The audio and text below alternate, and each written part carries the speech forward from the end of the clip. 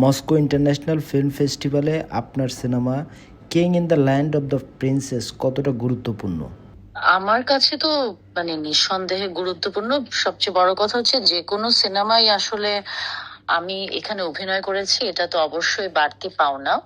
তবে যে কোনো বাংলাদেশের সিনেমাই যদি ইন্টারন্যাশনালি এরকম সিলেক্টেড হয়, সেটা তো অবশ্যই বাংলাদেশি হিসেবে আমাদের জন্য অনেক বড় পাওয়া। সেখানে আমার অভিনীত সিনেমা অবশ্যই সেটা 100 গুণ বাড়তি পাওয়া যোগ হয়ে যায়।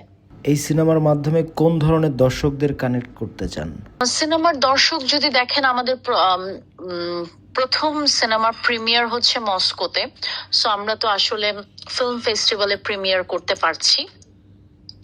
সো এখানে তো ওয়ার্ল্ড ওয়াইড সব ফিল্ম মেকাররা, ফিল্ম ক্রিটিক্সরা, রাইটাররা, এখানে তো আমরা পুরো পৃথিবীর আর্ট সেক্টরে যারা যারা আছে তাদের অনেককে আমরা পাবো। সো আমাদের দর্শকটা তো আসলে আমরা পেয়ে গেলাম আর্ট ক্রিটিক থেকে শুরু করে সবাইকে। কিন্তু আমি চাই যে ফিল্ম ফেস্টিভ্যাল হোক আর যাই হোক না, আমরা অ্যাওয়ার্ড পাবো কি পাবো না জানি না, সেটা আল্লাহর উপরে, যে আমরা আসলে জিতবো কি জিতবো না। তবে আমি অবশ্যই চাই যে বাংলাদেশের মানুষ as soon as possible princess রোজিকে দেখুক। বাংলাদেশের সিনেমাকে আন্তর্জাতিক পর্যায়ে তুলে ধরতে কি কি প্রবলেম ফেস করতে হয়? সবচেয়ে বড় প্রবলেম যে আমরা ফেস করি সেটা হচ্ছে অর্গানাইজ করা বলেন, বা সমস্ত কিছু থাকে না যে হয় না যে আমরা তো আসলে অনেক বড় দেশের মতো, তো আমাদের আসলে বাজেট অনেক বেশি থাকে না, বা একটা টাকা পয়সারও ব্যাপার থাকে। আমাদের তো নিজের তাগিদে আসতে হয়, রাইট? আপনি তো এটা জানেন, আপনি তো ফিল্ম ফেস্টিভ্যালে গিয়েছেন, আপনি তো জানেন। সো এই জায়গা থেকে অবশ্যই আমাদের তো দেখেন, আমি যখন কানে গিয়েছিলাম তখন কানে যেরকম ইন্ডিয়ান প্যাভিলিয়ন ছিল, রাইট?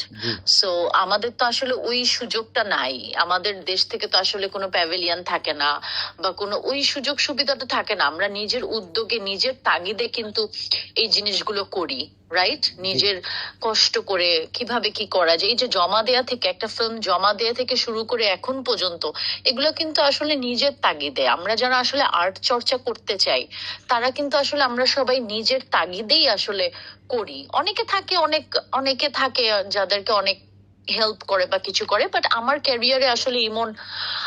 ক্যারিয়ারে আমি কখনো, দেখেন আপনি দেখলেই বুঝতে পারবেন, আমি কখনো কোনো আহ, গ্যাং বা কখনো কোনো একটা কোনো সার্কেল বা এসব আমি কোনোদিন মেনটেন করিনি আমার ক্যারিয়ারের শুরু থেকে। আই এম অল অ্যালোন, এবং এভাবেই আমি আমার যাত্রা শুরু করেছি এবং এভাবেই আমার যাত্রা চলছে।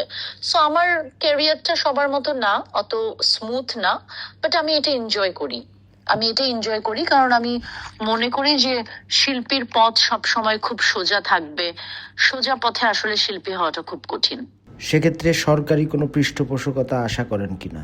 গভর্নমেন্ট যদি আর্থিক ভাবে বা আরো অনেক ভালোভাবে আমাদেরকে সহযোগিতা করতে, অবশ্যই সেটা তো অনেক ভালো হতো। এখন সেটা যে কিভাবে সম্ভব সেটা তো আমি জানি না, যে আসলে কি করে সেটা সম্ভব বা কি করে সেটা গভর্নমেন্টের সাথে কানেক্ট করানো যায়, কিভাবে কি হয়, সেটা তো আসলে প্রসেসটা আমি জানি না। আমি যদি কখনো নিজে ফিল্ম প্রডিউস করি তখন আমি অবশ্যই চেষ্টা করব যে এই যে আমরা যে আসলাম মস্কোতে, এটা কেন গভর্নমেন্ট জানবে না, বা গভর্নমেন্টের সাথে কানেক্ট করানোর বিষয়টা, তাই না? তথ্য মন্ত্রণালয়ের সাথে বলেন বা সমস্ত কিছু আগে থেকে বলা যাওয়া, কিভাবে কানেক্ট করা যায়। এই যে গভর্নমেন্টের সাথে যে আমাদের যে আসলে দূরত্বটা, এটা আসলে আমার মনে হয় এই দূরত্বটা থাকা উচিত না, এটা এক থাকা উচিত। এখন শিল্পী হিসেবে আমি তো এখানে অভিনেতা কেবল, তাই না? এটা তো ধরেন প্রডিউসার আমি না, ডিরেক্টর আমি না, তো চাইলেই আমি অনেক কিছু করতে পারি না।